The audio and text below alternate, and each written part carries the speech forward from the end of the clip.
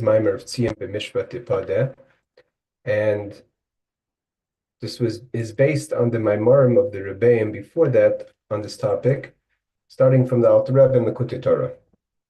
Okay, so we're holding Sif Gimel. What we discussed until now is that how does one that although that there's the Hoda'ah, we acknowledge that it is from the way it is from perspective of God, that the godliness is the true yesh something, and anything that's creation that's not the essence of God is an ayin, doesn't really exist. But the point of it all is not just to stay with this Hoda'ah, with this acknowledgement, to recognize this, but to reveal it through Berachah. So we have to go from Hoda'ah to Berachah, which in davening, that would be from the beginning of davening which is Hoda'ah. Berachah would be the Shemona Esrei, but what is in between? The Kriya Shema, which is Ahava.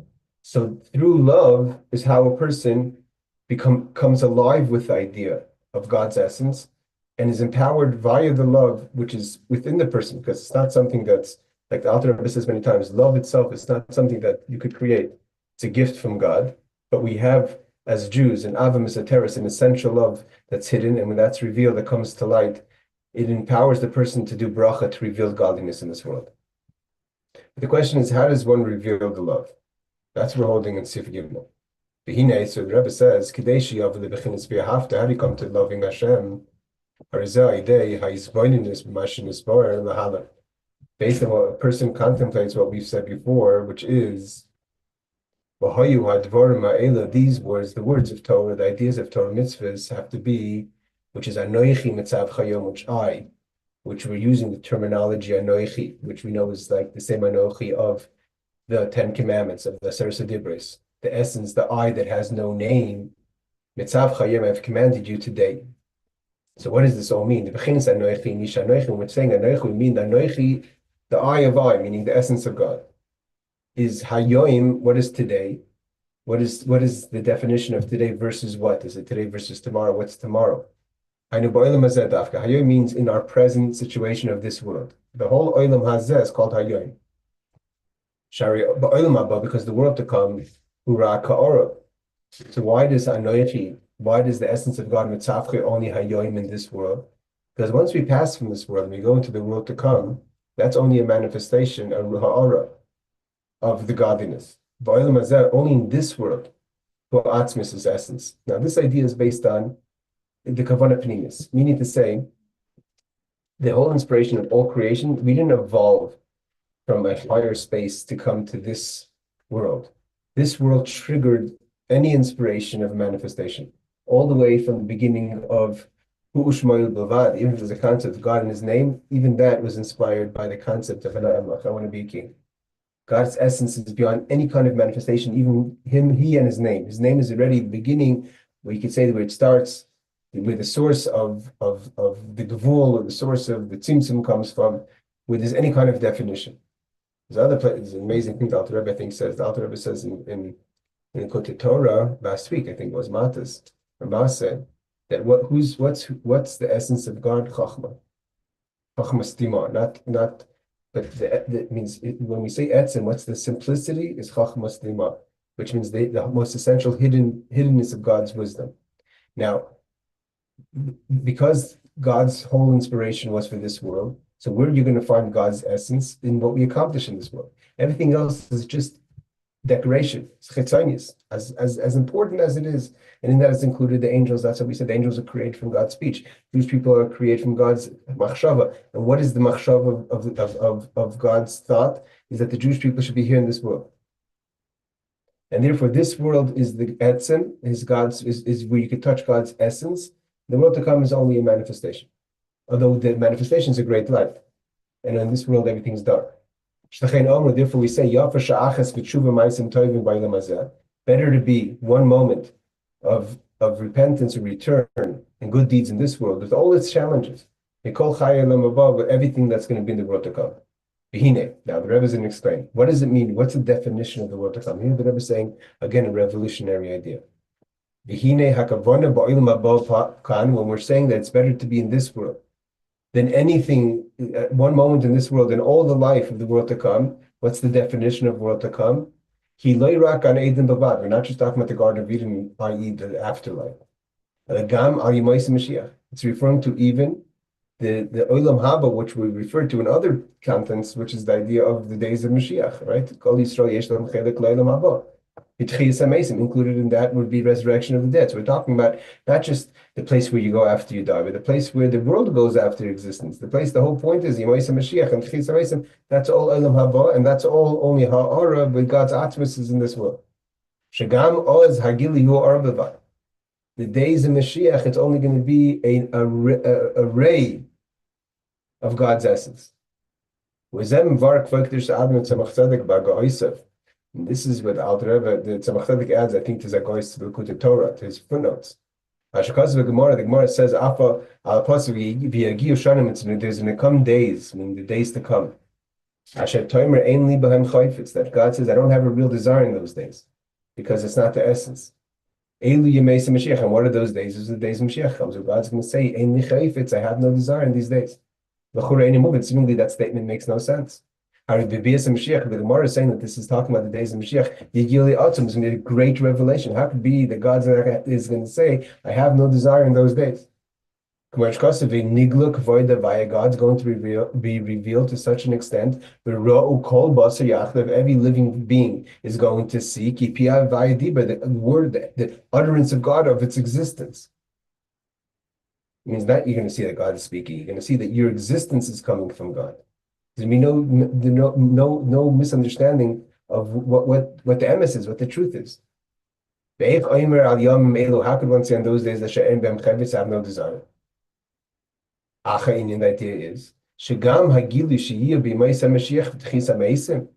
days that the revelations of the days that are going to be in Mashiach and the resurrection of the dead, notwithstanding of its great revelation, even the revelations of the Garden of Eden don't come close to the days of Mashiach and the resurrection of the dead. It's only a ray of the essence. Right? It says, this is the great name, but still just a name. A name is not the essence. An essential being doesn't need a name. You don't need a name to exist.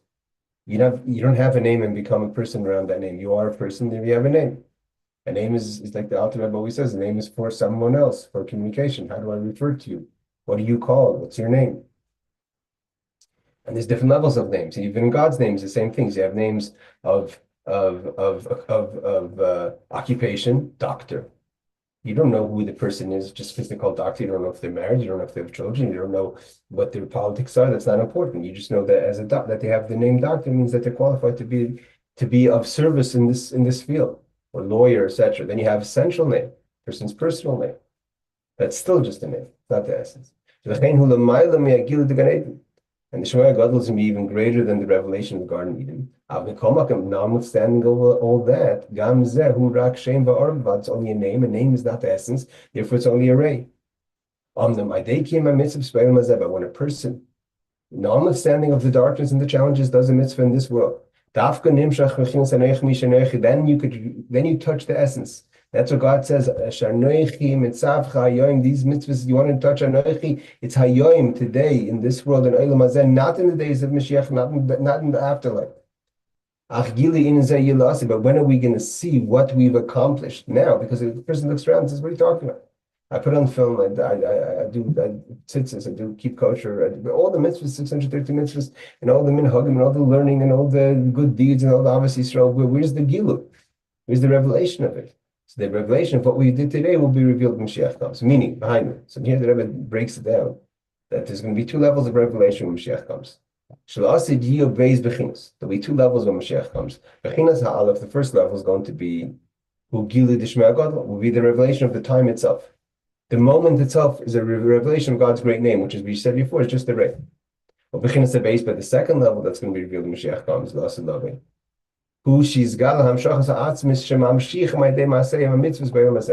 is going to be in that setting the revelation of everything we've done in this world, and what we did in this world is God's essence. So there is going to be the revelation of essence, but not because the time demands the revelation of essence. The time only demands the revelation of Shema Gadol, God's great name. But it's in that time When God is going to reveal everything we've accomplished in the times that it's like a person who has a safety that goes into retirement, right? So in time of retirement, how could you retire? And what merit do you have to retire of all the years you worked? And so you have retirement.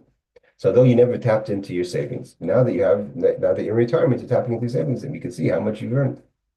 So even though the setting is a much more relaxed setting, an elevated setting, you're not under pressures of the work, but the only reason you're able to be in that setting is because of everything you've worked in. So similar to that is that over here, the setting of Yemaisa Mashiach is going to be great. There's going to be no war. That's all that setting of no wars and world peace and everyone's going to see godliness. That's the setting of the time.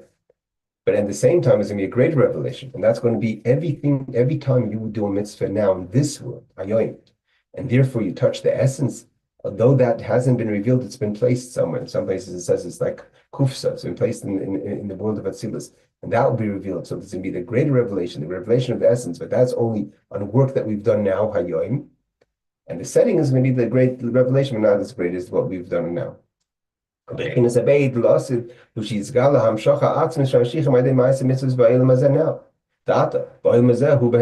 it's concealed, we don't see what we've done, what we've accomplished. When Mashiach comes, it's going to be revealed. The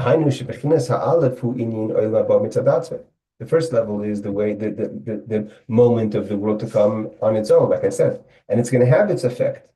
Peace, no more fighting, the Garzev and Keves. That's not because of the mitzvahs we're doing now, because we did mitzvahs now, it doesn't have that effect, and that's just because it's not being revealed.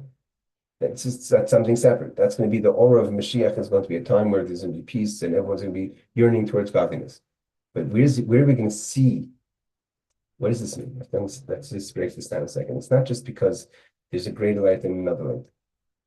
The Yemaisa Mashiach, the peace, the effect that the world is going to be in the Yemaisa Mashiach is not really what triggered creation.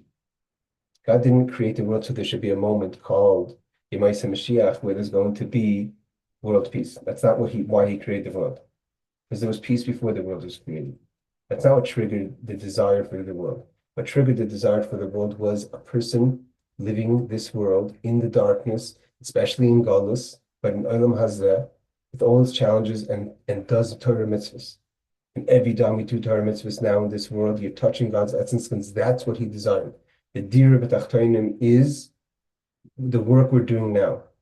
So when Mashiach comes, yes, there's going to be great revelations of the Yemaisa Mashiach and its effect, but that's still Chitzainis, it's still Shema, it's still the name.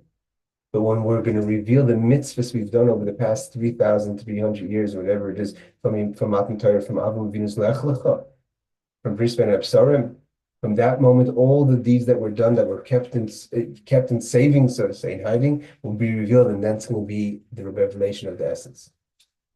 Times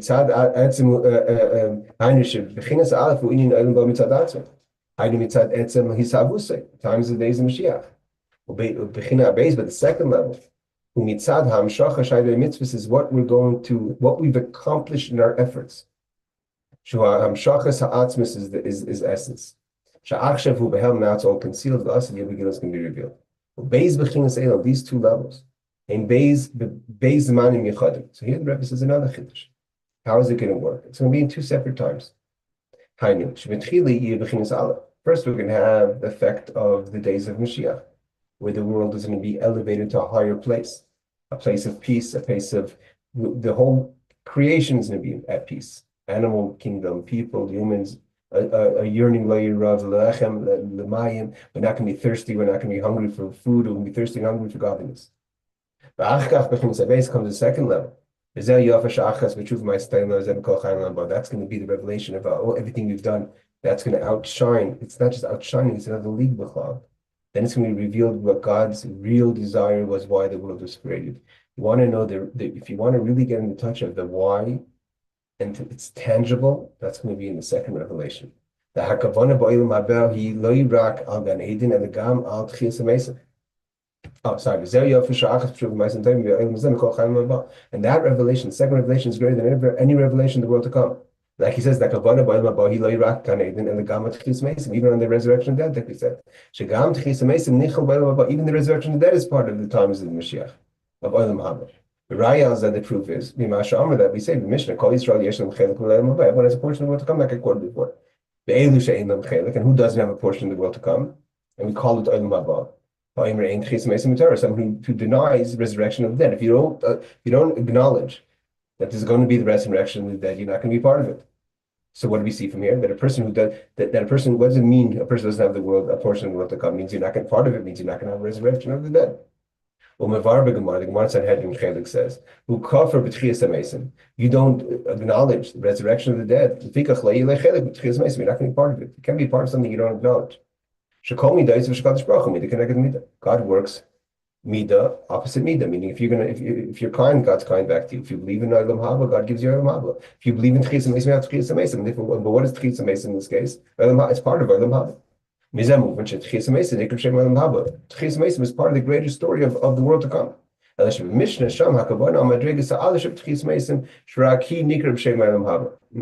sure what this line means. It seems like there's going to be different stages of resurrection of the dead, and the first resurrection is part of Olam Haba. Evidently, there's going to be a second level of resurrection that means in that time, even the people that are not going to be resurrected in the first time will be resurrected in the second time. Therefore, we say that to do something in this world is greater than any of the world to come. The entire time of the world to come, even the resurrection of the dead.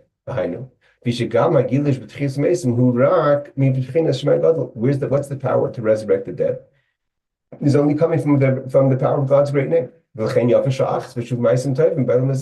Therefore, in this world, when you're touching God's essence, it's greater than that. You touch God's essence, even if you don't feel it, and then we reveal Mashiach comes.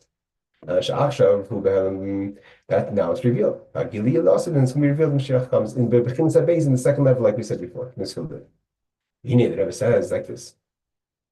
When a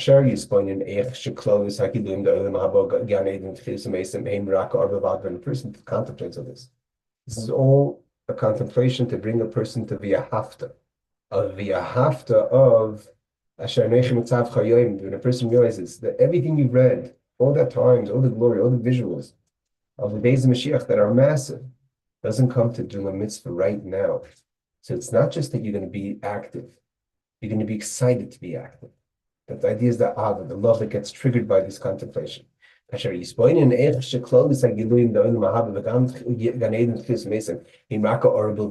a ray.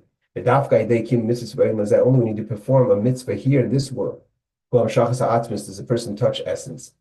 That triggers the v'ahavta, and that connects between moedim, I acknowledge it exists, to Berachah, I want to do something about it because I have love.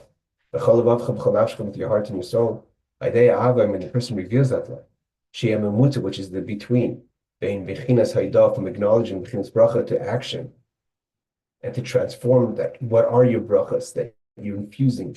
Even the 18 brachas of Shemona Esrei, which seemingly are about things of Gashmis, all that is about godliness. Notwithstanding if it literally means healing. It means healing in the pashut of a person has a disease or even a small disease. It's the healing of it, but that's part of serving Hashem. Then you're going to become a person of action, a blessing. Berachah means lahamshich, to bring down godliness. You're going to have a mission. You're not going to acknowledge that there's something out there. You're going to have a mission to do something about it. Shehi tachlis hatfilah, that's what the davening is, to get to that level. That's why it works. First acknowledgement, love, and the love brings the Berachah to the ability to bring down the mamshech. And that's what it means to come down to this world. Coming down to this world is not to be in a place of holiness, to be in the today, because in the today you touch essence, and then and knowing that today you could touch essence, and it's greater than anything in the world to come, makes you active in the today, and that's greater than anything you had even before you came down to this world. So that answers the question: why does the soul come down to this world if it's so difficult? Okay, so now we're going to continue. Like the Alter Rebbe says, the Rebbe continues in the Maamar based on the Alter Rebbe. That's all they should be. A person comes down to this world and goes from Hoda'ah to Berachah. What happens if the person can't trigger that reaction, that focus? So therefore we say after all of the Shabbos that Tzion Zion will be redeemed with mishpat, with judgment, v'shaveha, and its returnees or its captives through tzedakah. But the idea is the hine Tzion. What does Tzion mean? Who lashon siman is a sign. The koi al etzem neshama. This is not like the soul on its own. It means the essence of the soul, the way it is, not in the body, but not. It doesn't get changed by the body. It could be concealed by the body. Meaning, the soul, the essence of the soul wants to always have a yearning towards God. That's beyond any kind of logic. We need to be half to the chomedecha. That's the level of loving with all your might. And that's a sign of godliness. It's not a sign on some sort of revelation. A sign has to be something greater than a revelation. Because it has to be the sign has to be signing or pointing towards something greater than the sign itself. Otherwise, it's not a sign. The sign is pointing upwards. So if the neshama is about giluyim, so it has to be pointing that really what it is about something even beyond that. And if the souls come, we say they go into they enter God's thought process even deeper than how the angels came into being. So what's neshama going to be a sign about some sort of revelation that's a manifestation? The soul's origin, which is a sign upwards, is an essence. It's connected to God's machshava. Elohim siman al atzmas. And a yid's neshama is a sign to God's essence, not to any kind of revelation. The person reveals that and has the love with all their might. Is beyond logic, because logic is giluyim, is revelations. And that's how you bring down through being a sign of it. It's the gateway, how you bring it down, essence into this world. That's not the essence, it's only a sign of the essence. Because a person's, as great as a person may be, even the soul is limited, and God is limitless. This proof is who it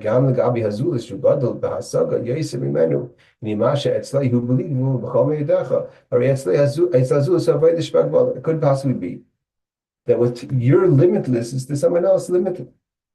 A person could be like, wow, way out of their box, but because your kelim are small, so your box, your limitations are small. So even getting out of your limitations is small. The next person, that's nothing. That's regular. Not to put anyone down, but it's just the proof that it's ma'od shelcha, it's your greatness. And that's why Rebbe Zusha says they're not going to ask me why I wasn't Moshe Rabbeinu, they're asking why he wasn't Zusha. Because Moshe Rabbeinu is much greater than Zusha, possibly. The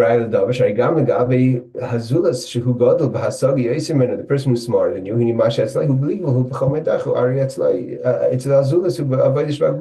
someone else is, you're limitless, and someone else is regular. Therefore,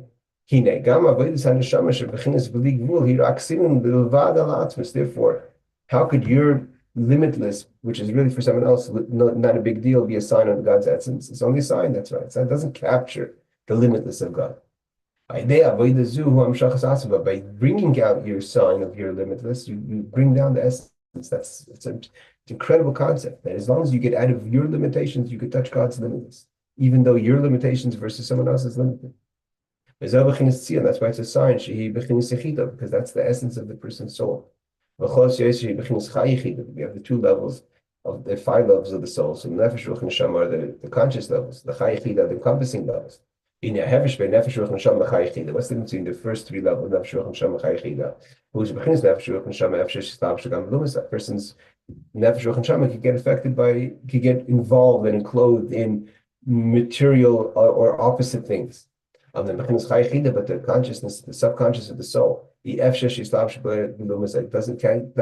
get enclosed. They won't become part of the other side, meaning the side of impurities.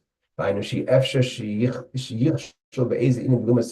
essence of the soul, the won't trip or stumble in something of the other side. Therefore, a person is able to have self-sacrifice, not to give into the other side, because that triggers an awakening of the encompassing part of the soul, which is the chayachida. Sometimes it says that only applies to yachida, but here they're saying it's chay and yachida, because there's no like, so to say, shadow of a shadow. Only our conscious soul can sometimes get lost in this world. Which in the midos is our perseverance, acknowledgement, and connection. And also our chesed and feres. The Chabad, even our wisdom, understanding, and knowledge. A person could have used their intellect for things negative. The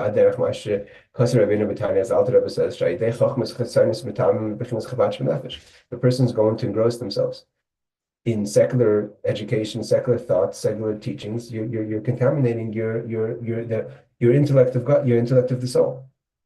That's what Alter Rebbe writes. It's chapter 5, 13. Sorry, chapter 8. What does it mean, Tzion? The shaver, the captive, is the 3 lower levels of the soul that could actually become captive, up to the point of your intellect, included your intellect. Person, you could be captive by the other side. But the sign, the part that's the chayechida, the part that's the encompassing, which we said is not can only be limited, it can't be captured. She adds it on the but it's part that's beyond reason, so therefore it can't get beyond reason. The can't touch that. You can't be captivated. It can only be that it's being concealed, therefore it needs to be redeemed from its concealment, but not redeemed from its captive. The essence of the soul, the chayechid of the soul, will not get that never gets enclosed or captured by the other side. And therefore, a sinner who sins their whole life in every single level, when it comes to the moment of Mesiras Nefesh, never even questions the concept. You have to reveal it. So how do you do it? So the Haftarah says, Tzion Bemishpat, the Tzion has to be redeemed through Mishpat. And in the captives, which are the lower levels of the Neshama, is through charity. Meaning, so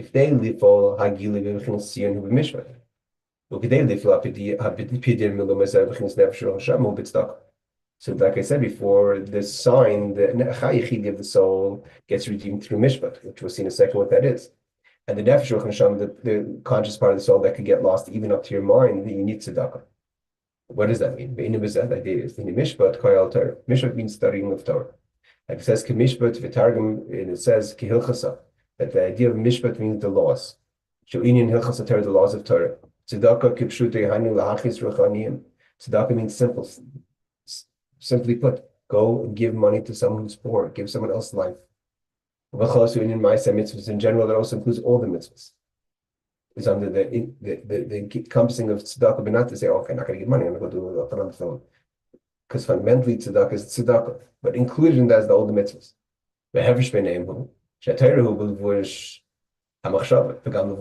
Torah touches our speech and our thought.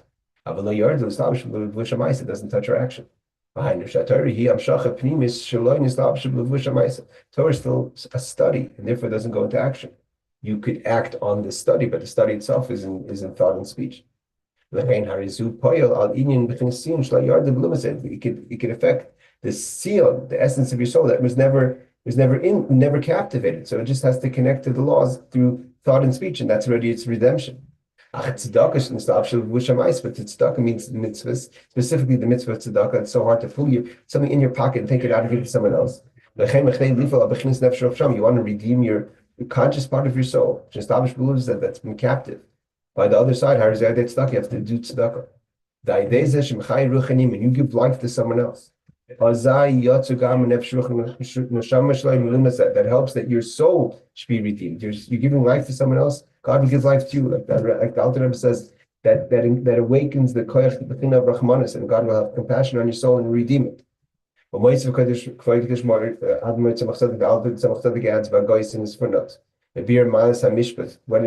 mishpat, we know the law is when it comes to mishpat, when it comes to judgment, a proper court has to have at least 3 judges.